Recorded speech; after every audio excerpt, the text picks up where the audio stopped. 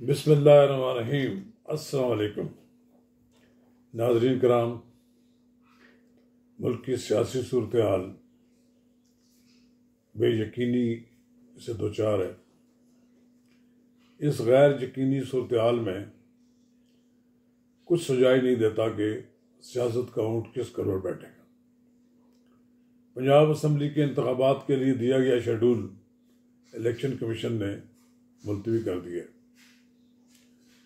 PTI ने दोबारा supreme court से रजू किया है। 5 रुकनी एक लार्जर बेंच बना है जो इस मामले पर समाअत कर रहे हैं। अब ताज़ा तरीन सूरत हाल ये हुई है कि एक जज मोहतरम जस्टिस अमीनुद्दीन ने बेंच से अलहदगी इख्तियार कर ली है। अमलन तो ये बेंच टूट गया है, लेकिन अब कहा जा रहा है कि ये बेंच ही इस केस की समाअत करेगा। दूसरी तरफ पार्लियामेंट के दोनों ईवानों ने सुप्रीम कोर्ट के चीफ जस्टिस के इख्तियारात में कमी का बिल, जिसे सुप्रीम कोर्ट प्रोसीजर का बिल बनाया कहा गया था, उसको मंजूर कर लिया। नाज़रीन काम, हम इस मौजू पर आपसे तफसील के साथ गुफ्तगू करेंगे। कबल इसके आगे बढ़ें, आपसे इस्तदा है कि आप अगर मेरा यूट्यूब चैनल नवाज रज़ा के साथ अब तक सब्सक्राइब नहीं किया तो बराए करम इसे पूरी तौर पर सब्सक्राइब करें, लाइक करें और अब आपके साथ शेयर करें। और आइकॉन का वो बटन दबाना ना भूलिए कि जब हम वीडियो लोड करें तो सबसे पहले आपको इत्तला मिले। नाज़रीन किराम, हम इस मौजू पर बड़ी बातें पहले भी कर चुके हैं। कोई नतीजा खेज बात सामने नहीं आ रही। सुप्रीम कोर्ट भी बेंच लगा के बैठी हुई है और वहाँ पर इलेक्शन 90 दिन के अंदर कराने के मामले पर समाअत की जा रही है। सुप्रीम कोर्ट इलेक्शन कमीशन के इस इख्तियार को नहीं मान रही कि उसने बिला वजह जो इलेक्शन मुलतवी कर दिए हैं वो उनके लिए काबिल कबूल नहीं है। उनका ये कहना है कि जो वजूहात इलेक्शन कमीशन ने बताई हैं वो इतनी मुअस्सर नहीं है कि उनको कबूल कर लिया जाए। लेकिन इलेक्शन कमीशन ने ये बात कह दी है कि हमें फौज की तरफ से भी कोई नफरी नहीं मिल रही। पुलिस की जो नफरी है वो एक पोलिंग स्टेशन पर एक सिपाही के तौर पर मिलती है। इसी तरह वजारत खजाना ने भी कोई फंड्स देने से माजूरी का इजहार किया है। और इसके अलावा फौज की तरफ से भी अभी तक कोई रिस्पांस नहीं आया कि हम आपको फौज इस काम के लिए देंगे। ये बहुत सी वजूहत हैं, दहशतगर्दी है, माशी मामलात हैं, और लेकिन एक तरफ आईनी मसला है। लेकिन बहरहाल इलेक्शन कमीशन ऑफ पाकिस्तान ने तो इलेक्शन कराने से माजूरी का इजहार कर दिया। अब ये मामला इस वक्त सुप्रीम कोर्ट में ज़ेर गौर है। लेकिन एक बड़ा फैसला आया है, उजलत में हुआ है या जिस तरह भी हुआ है, वो फैसला ये है कि पार्लियामान ने एक ऐसे कानून की मंजूरी दे दी है जिसमें सुप्रीम कोर्ट के चीफ जस्टिस की आज खुद नोटिस लेने के इख्तियार में कमी कर दी है। इससे पहले चीफ जस्टिस आज खुद 184 के तहत आज खुद नोटिस लेते थे। अब उसके लिए एक 3 रुकनी कमेटी बनाई जाएगी। इसमें 2 सीनियर जज होंगे और चीफ जस्टिस होगा। अब ये नहीं होगा कि जिस मामले को चाहे चीफ जस्टिस आज खुद नोटिस के तहत लगा दे, अब उनको 3 जजों में की मशावरत के बाद कोई फैसला करना पड़ेगा। अभी ये अरसाल कर दिया गया है सदर मुल्कत को। अब देखते हैं सदर मुल्कत इस पर दस्तखत करते हैं कि नहीं।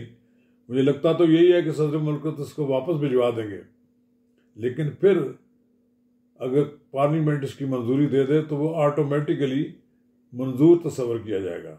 लेकिन इसके बाद एक मरला ये भी हो सकता है कि सुप्रीम कोर्ट आज खुद इस मामले को खुद नोटिस ले ले और इसको स्ट्राइक डाउन करने की भी कोशिश करे। लेकिन बड़ा एक बुरानी कैफियत है। रियासती अदारों के दरमियान एक तनाव की जो कैफियत है, उससे तो मुझे लगता ही है कि खुदा खैर करे, किसी तीसरी कुव्वत को भी मुदाखलत का मौका मिल सकता है। अब इस मामला पर सोचना तो ये चाहिए कि मुकन्ना इंतज़ामिया, अदलिया, फौज और एस्टेब्लिशमेंट सब मिलकर कोई ऐसा वायबल रास्ता अख्तियार करें कि पाकिस्तान जमहूरियत की पटड़ी पर ही चलता रहे, पटड़ी से डीरेल ना हो जाए।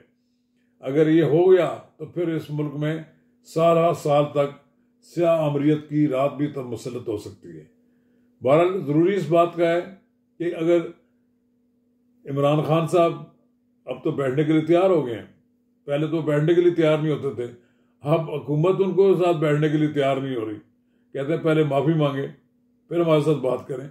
यानी इमरान खान साहब का भी रवैया बड़ा सख्त रहा है, अब थोड़ी सी उनके रवैये में नरमी आई है, तो उसकी शायद वजह ये भी है कि उन्हें कहीं से कोई खुफिया सपोर्ट नहीं मिल रही, और वो खुफिया सपोर्ट ना मिलने की वजह से वो अपने आप को इस मामले में बड़ा बेबस दिखाई देते हैं। लेकिन जहाँ तक उनकी ज़मानतों का तल्लक है, थोक के बाद उनको ज़मानतें मिल रही हैं, पेश हो या ना हो उनको राहदारी ज़मानत मिल रही है, उनको कभी लंबी लंबी तारीखें भी दी जा रही हैं, और अभी तक वो अपने खिलाफ कोई केस चलने नहीं दे रहे। ये उनकी हिकमत अमली है, और इस हिकमत अमली के सामने मौजूदा हुकूमत बेबस दिखाई देती है। पहले ही मैं इस हुकूमत को लूड़ी लंगड़ी हुकूमत समझता था, अब तो बिल्कुल ही बेबस है कि इमरान खान ने इस मौजूदा हुकूमत को आगे लगाए हुए। वो कोई बात इनके मुंह से निकलती है तो फौरन उसका रिएक्शन ही होता है। राणा सनाल उन्होंने कहा कि या हम हैं या आप नहीं हैं, तो उन्होंने कहा ये मुझे मरवाना चाहते हैं, तो उन्होंने मुकदमा दायर कर दिया हाई कोर्ट में।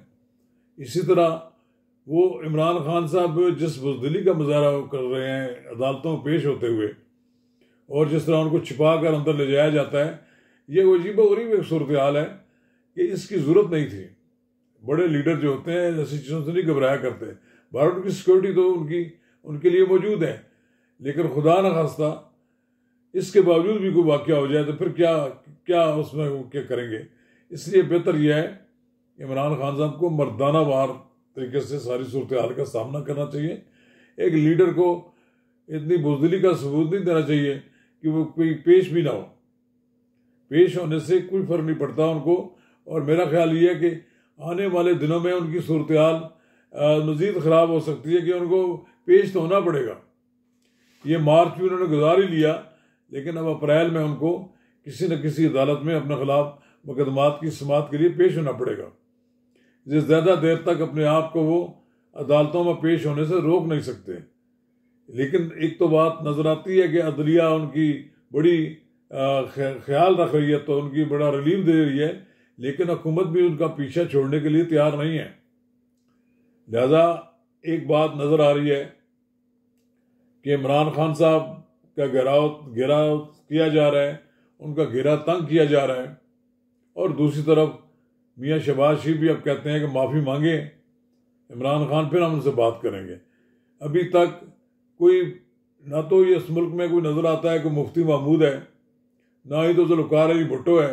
ये मौलाना फजल रहमान ने कहा था।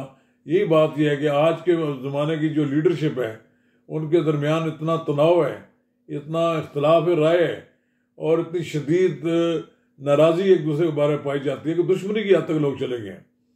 इसको ख़त्म करने की काश कोई नवाबज़दा नुसरत जैसी शख्सियत हो, वरना तो इस मुल्क में इस जमहूरी निज़ाम में ये जो इख्तलाफ राय है ये दुश्मनी की हद तक चला गया है। इसको ख़त्म करने के लिए किसी नवाबज़दा नुसरत की ज़रूरत है। शुक्रिया।